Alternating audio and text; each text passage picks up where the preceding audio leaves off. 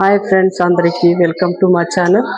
ఈరోజు నేను సిరుకూర తాలింపు అయితే చేస్తాను. ఎలా చేస్తాను లాస్ట్ వరకు చూడండి. బాగా 2 సార్లు కడుక్కోవాలండి. ఇది ఇసుకుంటుంది. 2-3 సార్లు కడుక్కుంటే బాగుంటుంది. నేనైతే 3 సార్లు కడుక్కున్నాను. బాగా నీట్గా వచ్చింది.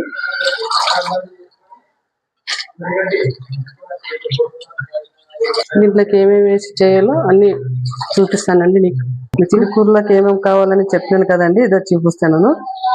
పచ్చిమిర్చి, టమోటా, ఉల్లిపాయలు, కరివేపాకు, ఆవాలు, జీలకర్ర, నూనె.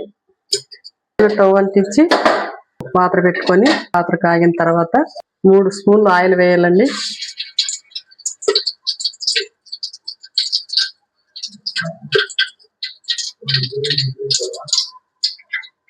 ఇప్పుడు ఆయిల్ వీటెక్కిందండి. ఆవాలు, జీలకర్ర వేసినాను. ఇప్పుడు ఉల్లిపాయలు వేస్తున్నాను.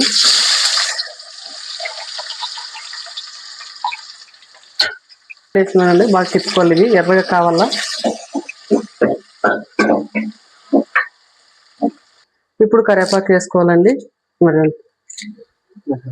కరివేపాకు వేసుకున్న తర్వాత పచ్చిమిర్చి కొన్ని వేసుకోవాలి.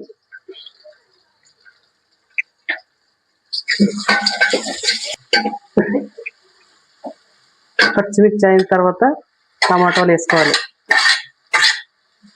టమాటాలు వేసిన తర్వాత బాగా ఎర్రగా అవ్వాలండి. ఇవి ఎర్రగా అయిన తర్వాత చిరుకూర వేసుకుందాము. కొంచెం మగ్గని.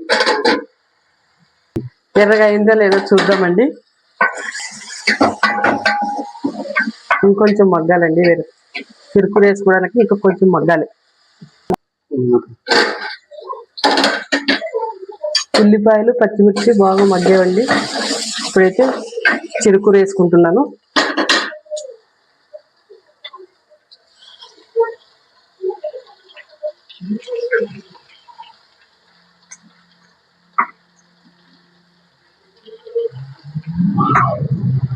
ఇప్పుడు బాగా కలుపుకున్నానండి.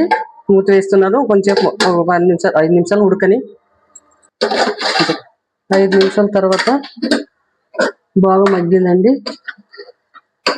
ఇప్పుడు ఉప్పు, పసుపు వేసుకుందాము. మీ రుచికి తగ్గట్టు ఉప్పు వేసుకోండి.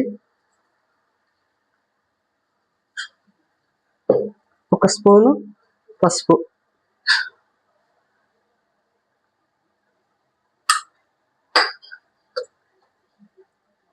ఉప్పు, పసుపు వేసిన తర్వాత బాగా తిప్పుకోవాలండి.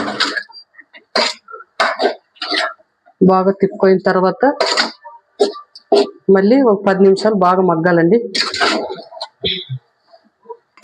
10 నిమిషాలు బాగా మగ్గించుకుందాం. మూతేస్తున్నాను. మధ్యలో ఇట్లా చూసుకొని కలుపుకోవాలి. నీళ్ళు ఉంటే ఇంకొంచెం అట్లా మగ్గాలి. ఇంకొక నీళ్ళు ఉన్నాయండి, ఇంకొంచెం మగ్గాలి. 10 నిమిషాల తర్వాత అయిపోయింది, మగ్గిపోయిందండి. ఇది చూద్దాము. కలుపుకొని తీసుకుందాము. అయిపోయింది. పక్కకు తీసుకొని ఇంకా అయిపోయినట్లే. జొన్న రొట్టెలకు కానీ, సద్ద రొట్టెలకు కానీ, చపాతీలో కానీ చాలా బాగుంటుందండి చిరుకూర. చూసి చేయండి. వీడియోని ఇస్తే లైక్ చేయండి, షేర్ చేయండి, కామెంట్ చేయండి. బాయ్. నెక్స్ట్ వీడియోతో మీ ముందు